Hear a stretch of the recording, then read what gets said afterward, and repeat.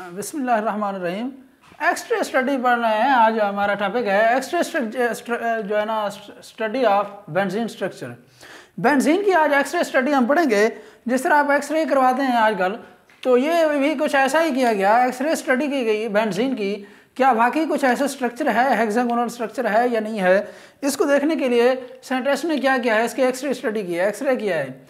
अच्छा देखिए, एक्सरे के अंदर जो बेसिकली ये स्ट्रक्चर है आपकी बुक के अंदर नहीं दी गई, जो ओरिजिनल तौर पर जो है ना एक्सरे के अंदर जो स्ट्रक्चर पाया गया वो कुछ इस टाइप का था। ये बड़े बड़े जो है ना इस टाइप के मॉलिक्यूल था, और छोटे छोटे जो है ना इधर इस टाइप के जो है ना आपको ये धब्बे से नज़र आ रहे हैं, जिस तरह इसी टाइप का जो है ना वो एक मॉलिक्यूल था, और आपको नज़र आ रहा है ये भी एक हेक्सागोनल स्ट्रक्चर है। तो साइंटिस्ट ने ये एक्स किया कि ये जो बड़ी चीज़ है, ये जो बड़ा इधर धब्बा नज़र आ रहा है, इसको उन्होंने कार्बन का नाम दिया। यहाँ पे नीचे मैंने लिखा हुआ है, इनको उसने कार्बन का नाम दिया, और छोटे को क्या दिया, हाइड्रोजन का नाम दिया। और उन्होंने कहा कि ये जो है ना एक दूसरे के साथ बॉन्ड के साथ जुड़े हुए हैं। इस तरह मैं इसको अगर देखें, और ये हाइड्रोजन है, ये भी हाइड्रोजन है, ये भी हाइड्रोजन है, ये भी हाइड्रोजन है, ये भी हाइड्रोजन है, ये सारे के सारे हाइड्रोजन है। और उसके साथ साथ क्या है जी, अल्टरनेट डबल बॉन्ड है। बेसिकली जो स्ट्रक्चर एक्सरे के अंदर देखा गया वो यही था। आपकी बुक वाले ने ये बनाया हुआ है। तो एक्सरे स्टडी वो शॉर्ट क्वेश्चन पूछ लेता है, वो what is the x-ray study of benzene structure, या which information was given by x-ray study of benzene structure. तो एक्सरे जो है ना हमें क्या इन्फॉर्मेशन देती है बेंजीन के स्ट्रक्चर के हवाले से। सबसे पहली बात तो ये है कि X ray study of benzene have confirmed hexagonal structure of it, कि उसने ये हमें बताया है कि जो बेंजीन का स्ट्रक्चर है वो क्या है, हेक्सागोनल है, 6 कोनों वाला। हेक्सा का मतलब 6 होता है, गोनल का मतलब होता है कॉर्नर, हेक्सागोनल 6 कॉर्नर वाला। उसके बाद दूसरी बात ये है, all angles are of 120 degree. ये जो तमाम के तमाम एंगल्स हैं यहाँ पे मौजूद, ये सारे के सारे क्या हैं, 120 डिग्री हैं, 120 डिग्री जी। उसके बाद तीसरी बात ये बताई इसने एक्सरे स्टडी ने, all carbon bond length 1.397 angstrom. ये जो कार्बन और कार्बन के दरमियान ये जो स्ट्रेंथ है, ये जो लेंथ है, ये कितनी है, 1.397 एंगस्ट्रॉम जी। उसके बाद उसने एक और चीज़ बताई है इस एक्सरे स्टडी ने, all carbon hydrogen bond length are 1.09। Carbon और हाइड्रोजन के दरमियान जो बॉन्ड स्ट्रेंथ है, लेंथ है जो बॉन्ड की, वो कितनी है, 1.09 एंगस्ट्रॉम है जी। ये तो थी एक्सरे स्टडी। ये 3-4 चीज़ें हमें बताती है। सबसे पहले बताती है कि ये इसका हेक्सागोनल स्ट्रक्चर है। दूसरी बात इसने एंगल के बारे में बताया है कि 120 डिग्री एंगल होता है, और कार्बन बॉन्ड लेंथ के बारे में बताया, और इसके साथ कार्बन हाइड्रोजन लेंथ के बारे में बताया, बॉन्ड लेंथ के बारे में बताया। उसके बाद चलते हैं जी, इसकी ऑब्जेक्शन, कैकोल स्ट्रक्चर हमने पढ़ा हुआ है। कैकोल स्ट्रक्चर के ऑब्जेक्शन की बात करते हैं। 2 इसके मेन ऑब्जेक्शन है। सबसे पहली बात तो ये है, कैकोल ने कहा है कि अल्टरनेट डबल बॉन्ड होते हैं। अच्छा, अगर डबल बॉन्ड होते हैं तो सिंपल सी बात है, डबल बॉन्ड आपको पता है हम अल्कीन और अल्काइन वाले चैप्टर के अंदर पढ़ चुके हैं। जो अल्कीन और अल्काइन है वो कौन सी रिएक्शन देती हैं, ड्यू टू डबल बॉन्ड वो एडिशन रिएक्शन देती हैं, और जो अल्केन है वो कौन सा रिएक्शन देती है, सब्स्टिट्यूशन रिएक्शन देती है। अच्छा, हमने ये बात की है कि अगर ये डबल बॉन्ड इसके अंदर मौजूद हैं तो इसे चाहिए कि ये एडिशन रिएक्शन दे। हालांकि ये जो एडिशन रिएक्शन भी देती है और उसके साथ साथ सब्स्टिट्यूशन रिएक्शन भी देती है। चलो, अच्छा, इसके अलावा जो सबसे बड़ा फॉल्ट ये है कैकोल स्ट्रक्चर का, कैकोल के अकॉर्डिंग अगर इसके अंदर डबल बॉन्ड है तो इसको एडिशन रिएक्शन रिलक्टेंटली देने चाहिए, फ्रिक्वेंटली देने चाहिए। हालांकि वो कुछ ऐसा नहीं होता। हालांकि ये जो सब्स्टिट्यूशन रिएक्शन है ये वेरी इजीली दे देती है, और जो एडिशन रिएक्शन है वो वेरी रिलक्टेंटली, बड़ी देर से देती है।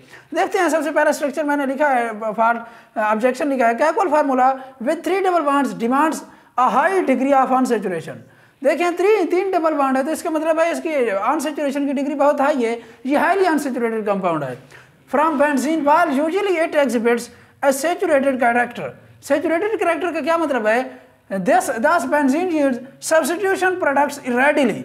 ये सब्स्टिट्यूशन प्रोडक्ट्स रेडिली दे देती है, जो कि किसकी कैरेक्टर है, सैचुरेटेड हाइड्रोकार्बन का जो है ना खसूसियत है, कैरेक्टरिस्टिक्स है। इसीलिए जो है ना हम इसे क्या कह रहे हैं, हम कह रहे हैं कि ये जो है ना 3 डबल बॉन्ड अनसैचुरेटेड तो है, बट ये जो कैरेक्टर शो कर रही है ये substitution reaction saturated character show कर रही है। And addition products reluctantly, reluctant का मतलब है, मैंने पहले भी कहा है आपको, देर से देती है। देती तो है देर से देती है, ये रिलेक्टेंटली हिचकिचाहट के साथ देती है, इसके लिए ड्रास्टिक कंडीशन हमें इस्तेमाल करना पड़ती हैं, तब जाके क्या करती है बेंजीन जो है ना एडिशन रिएक्शन देती है। अदरवाइज रेडली क्या दे देती है, सब्स्टिट्यूशन रिएक्शन दे देती है, जो कि किन की प्रॉपर्टी है, जो कि सैचुरेटेड हाइड्रोकार्बन की प्रॉपर्टी है। उसके बाद है दूसरी इसकी जो फॉल्ट है, जो इसका ऑब्जेक्शन है, benzene should be highly unstable. हालांकि बेंजीन को हाईली अनस्टेबल होना चाहिए क्योंकि इसके अंदर 3 क्या है, डबल बॉन्ड है। मैंने आपको पहले भी बताया है अल्कीन के अंदर, अल्कीन आपको पता है सबसे ज्यादा रिएक्टिव होती है।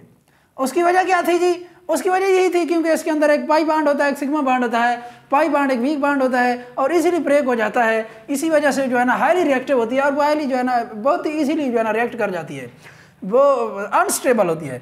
लेकिन वो कहता है benzene should be highly unstable compound due to unsaturation, while in actual benzene is very very stable compound. Benzene जो है ना, आगे हम इसकी स्टेबिलिटी की बात करेंगे कि बेंजीन जो है ना हाईली स्टेबल मॉलिक्यूल है, हाईली स्टेबल कंपाउंड है। हालांकि इसे होना नहीं चाहिए था क्योंकि ये इसके अंदर अनसैचुरेशन पाई जाती है, इसकी वजह से जो है ना इसको जो है ना जल्दी जो है ना रिएक्ट कर जाना चाहिए दूसरे के साथ, अनस्टेबल होना चाहिए था। हालांकि ऐसा कुछ नहीं होता, वो कहता है कि वेरी स्टेबल है जी। उसके बाद है जी modern concept about the structure of benzene. Benzene के मॉडर्न कंसेप्ट की जब हम बात करते हैं, सबसे पहली बात तो यह है कि electronic configuration of carbon atom जो है ना, इसकी थोड़ा इसको मैं ये चीज़ें वहाँ पर नहीं लिखी हुई, थोड़ा इसको आपको समझने के लिए ये चीज़ें अगर लिखते हैं जो अच्छी बात है, नहीं तो समझना ज़रूर है, यहाँ से ही आपको पता चलेगा। ग्राउंड स्टेट होती है, दूसरी एक्साइटेड स्टेट होती है और तीसरी हाइब्रिडाइजेशन स्टेट होती है। ये आप पढ़ चुके हैं कि चैप्टर नंबर 7 के अंदर भी हमने हाइब्रिडाइजेशन पढ़ी है, क्लास फर्स्ट के अंदर भी आप पूरी डिटेल के साथ हाइब्रिडाइजेशन वहाँ पे पढ़ चुके हैं। बल्कि ग्राउंड स्टेट की बात करते हैं, कार्बन का एटॉमिक नंबर 6 होता है, आपको पता है 1s2 2s2 2px 2py 2pc, एक x के अंदर चला जाता है, एक y के अंदर चला जाता है, z 0 रहता है। अच्छा, उसके बाद जब बात करते हैं एक्साइटेड स्टेट की, एक 2s2 से जो है ना इलेक्ट्रॉन एक एक्साइट होकर किसके पास चला जाता है, 2 पे c के पास चला जाता है। जब हम हाइब्रिडाइजेशन स्टेट की बात करते हैं, अच्छा हमें पता है बेंजीन जो है ना sp2 हाइब्रिडाइजेशन शो करता है जी, sp2 के बारे में आपको पता है, एक s होता है और 2 p ऑर्बिटल होते हैं, एक 2s ऑर्बिटल होता है और 2 p ऑर्बिटल होते हैं। और जो 2pg है ये हाइब्रिडाइजेशन में हिस्सा नहीं लेता, ये एक अनहाइब्रिडाइज्ड ऑर्बिटल है, इसको मैं नाम लिखता हूं अनहाइब्रिडाइज्ड ऑर्बिटल है जी। जो 2pg है ये अनहाइब्रिडाइज्ड ऑर्बिटल है, यही होते हैं, इसी के जो इलेक्ट्रॉन पाई इलेक्ट्रॉन शो करते हैं, आगे जाके देखेंगे ये अनहाइब्रिडाइज्ड है। सिर्फ और सिर्फ एक s और 2 p जो है ना मिलकर आपस में क्या कर रहे होते हैं, हाइब्रिडाइजेशन कर रहे होते हैं। अच्छा, ये sp2 की स्ट्रक्चर कुछ इस टाइप की होती है, ट्राइगोनल स्ट्रक्चर होती है, ये इस टाइप का स्ट्रक्चर होता है। मैं इसको थोड़ा मजीद इस टाइप का स्ट्रक्चर होता है। बेसिकली हमने क्या किया है, आपको पता है C6H6 इसका फार्मूला होता है। मैंने यहाँ पे जो है ना 6 कार्बन जो है ना, अब देखें 6 कार्बन के साथ मैंने यही ट्राइगोनल स्ट्रक्चर ड्रा किया, ये भी 3 है, ये भी 3 है ट्राइगोनल स्ट्रक्चर कार्बन का, ये भी ट्राइगोनल कार्बन का स्ट्रक्चर है, ये भी 6 ट्राइगोनल कार्बन का स्ट्रक्चर है। और उसके साथ साथ H6 है, चूंकि आपको पता है इसके साथ एक हाइड्रोजन, ये हाइड्रोजन का स्ट्रक्चर है, ये भी 1s1, आपको पता है हाइड्रोजन की हाइब्रिडाइजेशन 1s1 होती है, एक इलेक्ट्रॉन होता है उसके पास, ये भी हाइड्रोजन है, ये भी हाइड्रोजन है, ये भी हाइड्रोजन है और ये भी क्या है, हाइड्रोजन है। अच्छा जी, उसके बाद देखते हैं बेंजीन रिंग, वो कहते हैं 6sp2 overlap occur between carbon atom and form sigma bond. देखें 6 बॉन्ड बन रहे थे। बेसिकली ये एक बॉन्ड है, मैं इसको थोड़ा और मार्कर से शो करता हूँ, ये एक sp2 हाइब्रिडाइजेशन है, 1 हो गया, 2 हो गया, 3 हो गया जी, ये 4 हो गए जी, ये 5 हो गए जी, ये 6 हो गए। sp2 कितने जो है ना कार्बन के दरमियान कितने ओवरलैप है, sp2 ओवरलैपिंग है, और उसके अंदर कितने sp2 ओवरलैप कर रहे हैं, 6 sp2 ओवरलैपिंग हो रही है। 6 sp2 जो है ना sp2 कार्बन आइटम की जो है ना ओवरलैप कर रहे हैं और 6 सिग्मा बॉन्ड बना रहे हैं। उसके बाद है 6 sp2s, ये sp2 है और ये कार्बन क्या है, ये क्या है, s है, ये भी s है, ये भी s है, ये भी s है। s की पता है, आपको पता है s की जो शेप होती है वह स्फेरिकल शेप होती है, गोल शेप होती है, स्फेरिकल होती है। तो ये s है, 1s1 है, ये भी 1s1 है, ये भी 1s1 है हाइड्रोजन का, ये भी 1s1 है, ये भी 1s1 है, ये भी 1s1 है, 6 1s1 हो गए। तो इसीलिए हमने यहाँ पे लिखा है 6 sp2s overlap occur between carbon hydrogen atom and form sigma bond. ये भी सिग्मा बॉन्ड बना रहे होते हैं।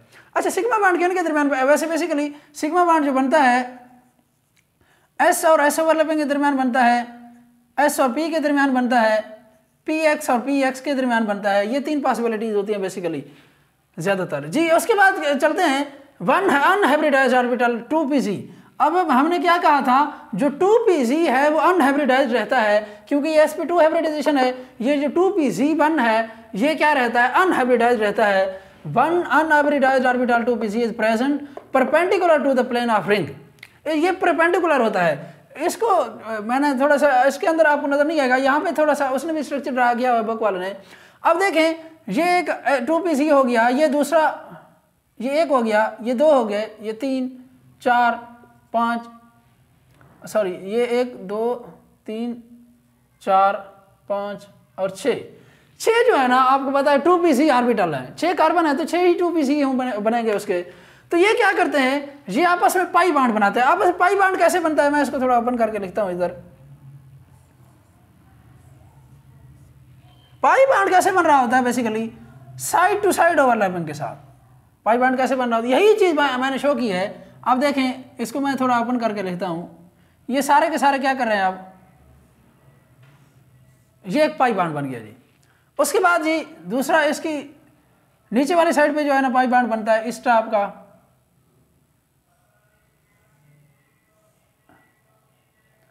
जी एक और ऑर्बिटल ये है। तो ये देखें, ये अब क्या हो गई है, ये पाई ऑर्बिटल है, आपस में ओवरलैप कर रहे हैं, पाई बॉन्ड बन रहा है। ये कौन सा बॉन्ड है जी, पाई बॉन्ड बन रहा है। अब देखें, one unhybridized orbital 2pz is present perpendicular to the plane of ring. और ये क्या बना रहा होता है, ये पाई बॉन्ड बना रहा होता है। और वो सिग्मा बॉन्ड बना रहे हैं और ये पाई बॉन्ड बना रहा है। अच्छा, the unhybridized 2pz orbitals are combined and form a continuous sheath above and below the ring. So benzene ring have delocalized pi electron. ये वेरी वेरी इंपॉर्टेंट चीज़ है। बाज़ वक़्त वो शॉर्ट क्वेश्चन एमसीक्यू में पूछ लेता है, जो बेंजीन के पास क्या होते हैं, वो क्वेश्चन को यूँ करता है, बेंजीन हैव 3 डबल बॉन्ड, और अगर ये ऑप्शन आ जाए 3 डबल बॉन्ड वाला ऑप्शन आ जाए और उसके साथ साथ ये आ जाए भाई पाई इलेक्ट्रॉन रखते हैं, delocalised pi electron, benzene have, तो आपका जो आंसर होना चाहिए वो क्या होना चाहिए, सॉरी पाई, सिग्मा नहीं, pi electron, delocalised pi electron. इसके पास क्या होते हैं, डीलोकलाइज्ड पाई इलेक्ट्रॉन। तो ये बेसिकली हम स्ट्रक्चर के अंदर यहाँ पे शो करते हैं, ये जो पाई बॉन्ड है ये असल बेसिकली यही डीलोकलाइज्ड पाई इलेक्ट्रॉन होते हैं। हमने स्ट्रक्चर के अंदर ये चीज़ भी पढ़ी थी, मैंने आपको बताया था, ये जो डबल बॉन्ड है यहाँ से भी शुरू कर सकते हैं, यहाँ से भी शुरू कर सकते हैं, यहाँ से कहीं से मर्जी शुरू कर सकते हैं। बेसिकली ये जो डबल बॉन्ड होता है ये इस डीलोकलाइजेशन ऑफ पाई इलेक्ट्रॉन की वजह से हो रहा होता है।